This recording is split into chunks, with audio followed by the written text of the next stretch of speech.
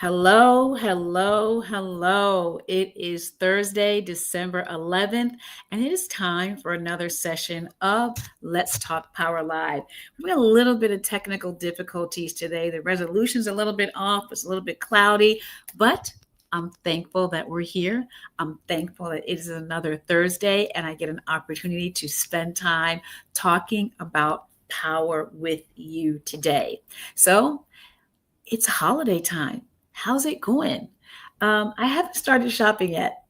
We'll see what happens, but I'm thankful again for Thursday. And as always, I want to invite you to take a moment and think about and name what you are grateful for, what you're thankful for, and what's giving you joy right now. So think about that.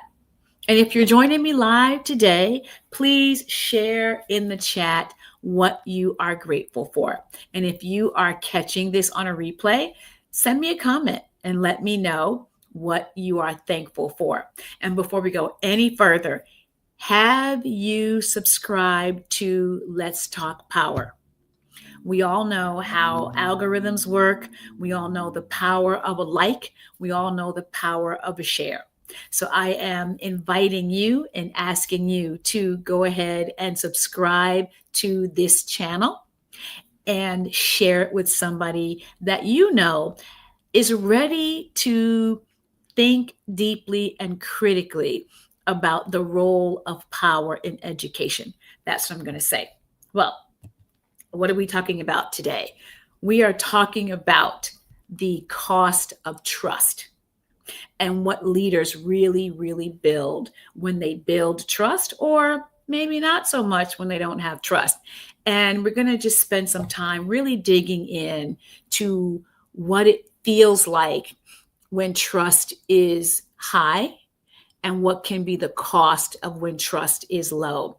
Recently, I did a quick video sharing that I had been reading Stephen Covey's book, The Speed of Trust. And I said, I was going to come back on and talk about trust and education. Well, this is the platform when we talk about trust and education, and I bring those ideas forward. So grateful for the work that Stephen Covey has done on the idea of trust. And I'm going to link trust to power. So here we go. Every week, I talk to you about what trust is, right? Education is the instrument of democratic designs, and it is no less the instrument of power. The control of information, the shaping of understanding, and the influence of judgment are critical elements common to democratic design, power theory, and educational philosophy. So that's what we are talking about. That's why I'm sorry, my screens are doing very strange things. That is why I talk about power, because nothing in education is neutral. If you are a person, an adult, who touches the access that a student that is not your own has to education, you are an educator and you walk with power. And want to really be clear that power is a real force in education, and it shapes the decision making that impacts the educational access and or constraint students have to an excellent education. So what do we mean when I say instructional power? Here's what I mean. It can be understood as an educator's use of their state, district, and building ascribed job-related authority to afford or constrain a student's access to learning. What is that? That access to learning really is around how young people are given access to their actual educational materials, their content, their ability to advance in their skills. As an educator at any level, you possess and walk in the power of having those abilities to afford or constrain. And that's really important to consider. And so that's what we're talking about this week. But in case you missed it, last week, my friend Dr. Cheryl Harmon and I spent some time talking about strategy and leadership and the portrait of a leader, really unpacking how a lot of times leaders might be leaning into their personality as opposed to leaning into intentional leadership, leadership structures that are going to create their portrait, right? Becoming an intentional leader, thinking about what does it mean when I lead beyond the personality. You know, we have a cult of personality in our country these days. And when leaders are not clear on their strategic way that they want to help people move forward, then they lean into their personality as opposed to strategically. Next week, I am thrilled to end the year talking with a dear person. His name is James O'Neill. He will be joining me next week to talk about the power of math instruction and the power of recasting how we think about access to math and what does that look like. So you're going to want to join me next week. But this week, let's really get into this power and trust. Because if you are not designing for trust, right, you are designing for control. And you're going to lean into some forms of power that are going to be detrimental to your leadership ability. And if you're thinking through what we talked about last week on the portrait of a leader, if trust is not part of your design, then you're missing out and you're leaving opportunity on the table. So, what is this trust anyway? What is it? It's the assurance about expectations based on consistency, on consistent patterns. Now, here's the thing: you can trust that a person is going to do the quote unquote right thing, or you can trust that the person's going to do the wrong thing. It is this idea of what a person consistently shows you that gives you the assurance and the trust of what you can expect about their behavior. Most times when we say trust, we think about it positively. I trust you to affirmly do X, Y, or Z. But there really are times when you say, you know what? I trust you to do exactly what I know you're going to do because you have shown me time and time again that you're going to do that thing. So that's what trust as part of it. It impacts which dimensions of power are going to be activated. And I'm going to talk about that in a moment. Low trust correlates with protective or disenfranchising leadership. And you've heard me in prior sessions talk about protection and disenfranchising. And again, we're going to deal with both of those in a little bit. But high trust on the other side really enables that agentic, and that empowering practices that really create the kind of learning environment where adults and students thrive. And I want you to understand this, that culture, belonging, and outcomes are deeply shaped by trust levels. If you are a leader and you are experiencing the kinds of behaviors from your staff that feel like sabotage, that every time you try to move one step forward, somebody might be going behind your back or doing something that feels a little bit nefarious, you might have a trust issue that you haven't tapped into. If you happen to work in a union environment, I have the benefit of having worked in both a union and a non-union environment. They're vastly different. But here's where I come where they're both the same. In the non-union environment, they had like a teachers group, right? That was kind of legal. It wasn't a union, but it was a teachers collaboration or collaborative unit where they could pay into the system that could have protection in case things go wrong for legal aspects. But in terms of a union, it was sort of union-esque. I will say that it was union light, right? And in the union state where I did work, they were very clear on the protections in terms of legal, but protections in terms of your job. And what I have found in both areas where there was the union-esque protection environment and the full-on union environment. When educators are leaning into, well, my contract says, and they are quote unquote nickel and diming, well, my contract says I can only work until 3:05. My contract says I don't have to be at work until 7:55 or 7:58. My contract says you must give me duty-free lunch, or if you take my lunch or you take my planning, you have to give me back time.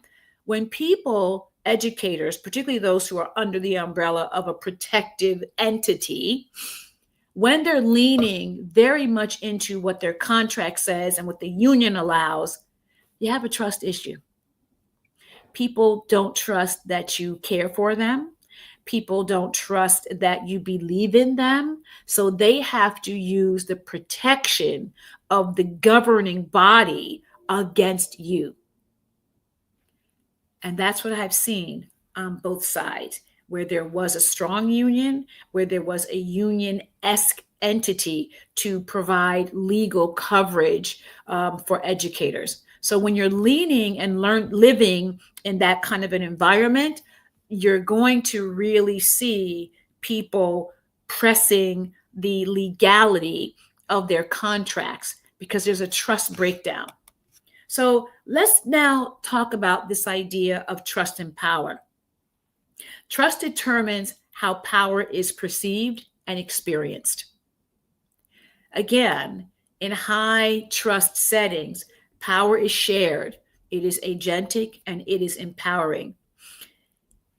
In your low trust environments, it becomes protective. Again, if we go back to the example I just gave us around this idea that if I have a union, but I don't trust my principal or I don't trust my district, and I'm an educator, I'm going to lean into what my contract says, what the union allows or does not allow very, very heavily.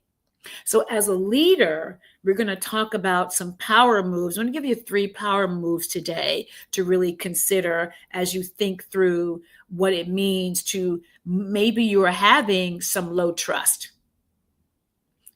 How do you move out of low trust into high trust? That's going to be part of our conversation in a little bit. But I want to go back, like trust determines how power is perceived. If you have high trust, you are going to, as Stephen Covey lays out in his book, you have a low cost. You have more latitude. You have more runway. You get more grace. People are more forgiving because they believe that your intentions are honorable, that you are not about to do them harm.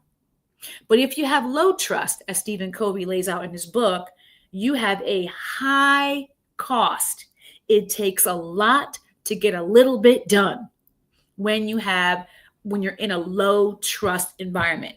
And if you're the leader and you have low trust of your staff, it is going to create a windstorm of behaviors that are going to lean into your own professional power protection. That's going to then create a cycle of disenfranchising because you're going to lean into holding on to decisions, holding on to the people that you do trust. And you're going to have a very, very tight circle, which then is going to make other people feel like they are left out of your environment and left out of your space. So when you have low trust, the cost is very high. But if you have high trust, the cost is low. So let's keep talking about this. I want to share this matrix with you. So the cost of trust, you see the 4 boxes, and these are the 4 boxes that I lay out in my book, Understanding Your Instructional Power, Curriculum and Instruction Decisions to Support Each Student. You see this matrix here. Along the left-hand side, you see low trust. When it's disenfranchising or protective, the trust is very low. When it is empowering and agentic, you have high trust.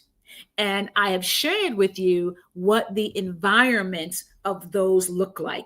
An empowering environment, I'm going to walk through those very specifically in a moment, really give you space and latitude.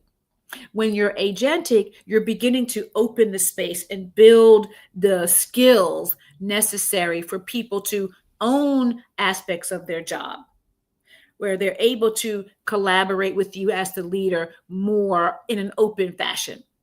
But if you're protective, you are protecting yourself against what might be harmful or might be perceived as harmful. And as the leader, if you are engaging in power protecting behaviors, it's going to automatically disenfranchise members of your staff. And if your members of your staff are feeling disenfranchised, I promise you, they will disenfranchise your students. That's how it works. It all rolls downhill. This is particularly important in the secondary areas in middle school, where our students are undergoing a lot of psychological, social, and particularly biological change. And that environment is volatile. I will say it, it's volatile and dynamic anyway. You want that environment to be agency developing for teachers and students as much as you possibly can. And that's something to really consider when you think about how do we build trust as a leader. So let's go a little bit further now when we want to talk about the cost of trust, right?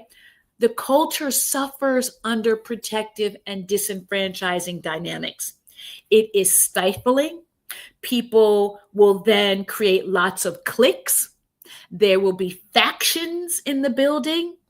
And as a leader, you might be undermined by members of your staff, members of your leadership team, if you are actually the leader engaging in power protecting behaviors.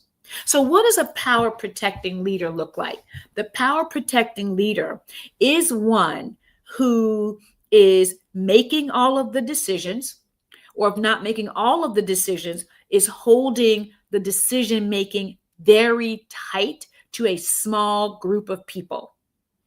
That person is also not inviting others, and they might be micromanaging the environment. They will be perceived as unapproachable. They will be perceived as uncaring and unkind. They will be very much into rule following.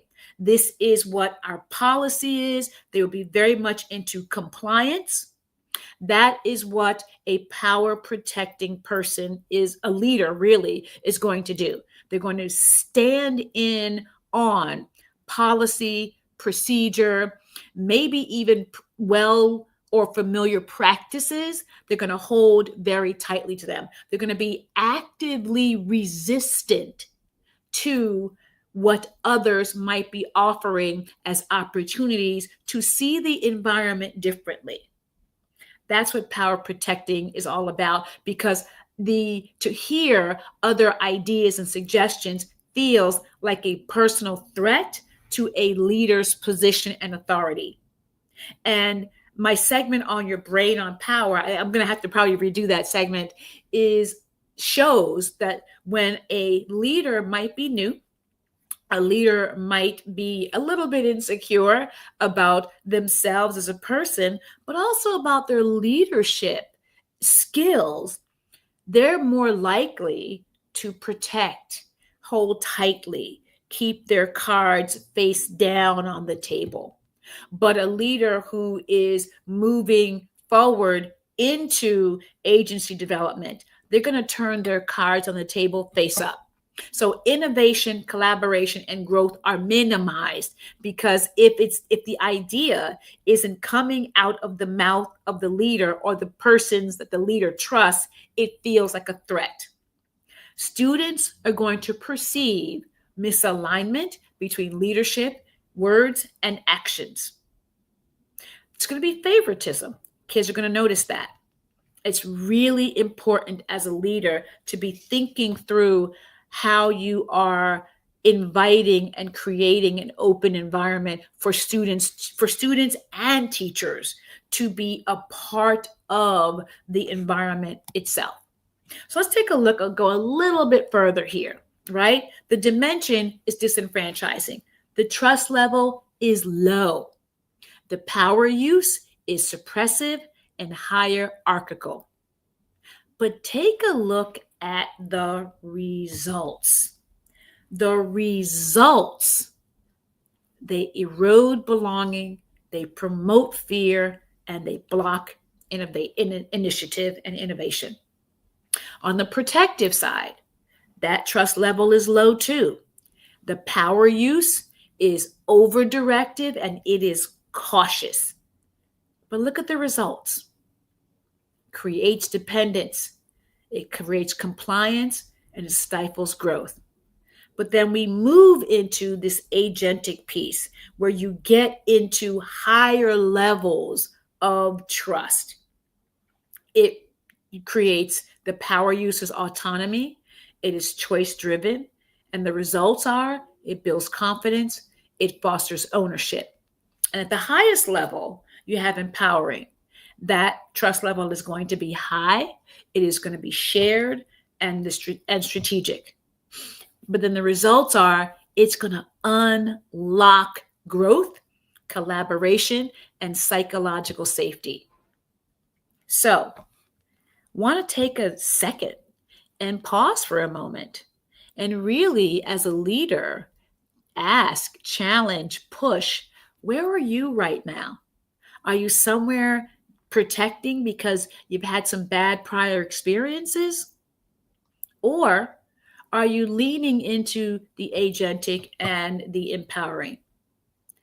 And it's going to be really important over these next few weeks because we're going into breaks. Some schools have 8 days, some schools have 2 weeks, some schools get out next week.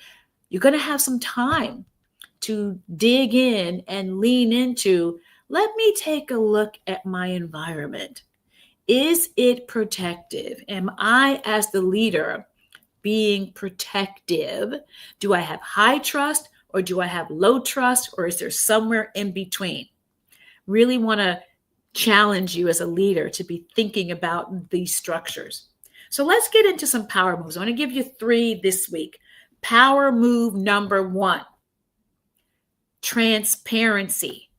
Show how decisions are made. Now, this is tricky. I understand that. Sometimes you can't show how all of the sausage is made, but as much as you can as a leader, be willing to show how decisions are made. Peel back the onion, peel back the layers, right?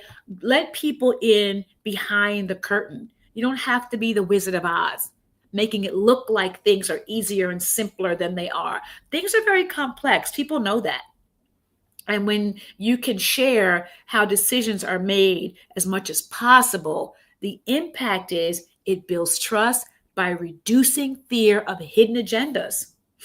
People protect when they believe you're hiding something from them. If there's a hidden curriculum somewhere in the back of their brain, or they think you have one, they're going to protect. And the more transparent and authentic you can be as possible. Here's the thing. When you can't show them, the transparent thing to do is to tell them why. You know what? I can give you this much information for these reasons.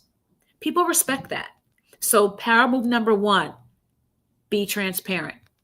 Use shared data protocols and team meetings. Explain the rationale, not just results. And this example is perfect for this time of year because after the Christmas break, a lot of us in this education landscape are headed into testing.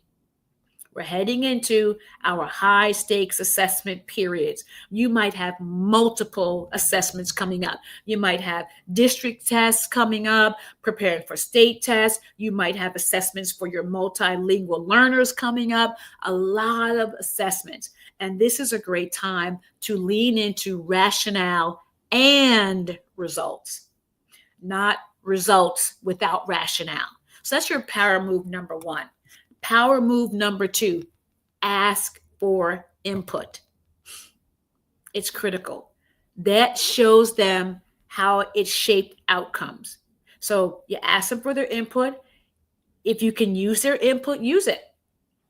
And then show them how their input shaped outcomes. Critical way of opening up the landscape, of peeling back the layers again. What's the impact? It elevates their identity and it's going to build their agency. It's going to help you build agency. Critical. And how's the example here, right? Use student or teacher feedback to redesign a routine and name it publicly. If you are in a place where you have weekly staff meetings and maybe somebody in one of your departments had a brilliant idea and you incorporated it, name that. Let them know, here's what we were facing. Here was a problem practice. Teacher so-and-so helped us rethink how to use it. Or maybe it wasn't a teacher. Maybe it was a custodian. Maybe it was a custodian who said, you know what, try this, and you tried it and it changed an outcome. So really begin to open up your space and ask for input. Bring those problems of practice to the table and invite community, internal community, meaning inside the school, or maybe it's external community in the actual community. Either way, input, open it up as much as you can, right? And then power move number 3, lead with psychological safety. Normalize mistakes and model your own vulnerability. What's the impact of that? It signals shared humanity and creates space for learning. And I'm going to raise my hand right now and say, I can be guilty of this, because sometimes we don't want to show vulnerability. We have our own reasons for self-protection. This is probably one of the critical of all of the power moves today that I shared. I'm going to share some more throughout the week.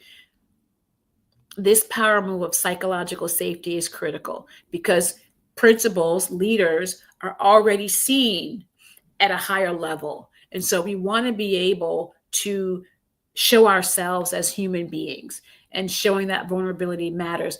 Open up a meeting with a learning challenge that you had, and then share what surprised you instead of what went wrong, right? Let them know what surprised you. And that way you can really have this conversation. And what this does is, and we didn't talk that much about it today, but we will talk about it, connecting power, trust, and 6 forms of power.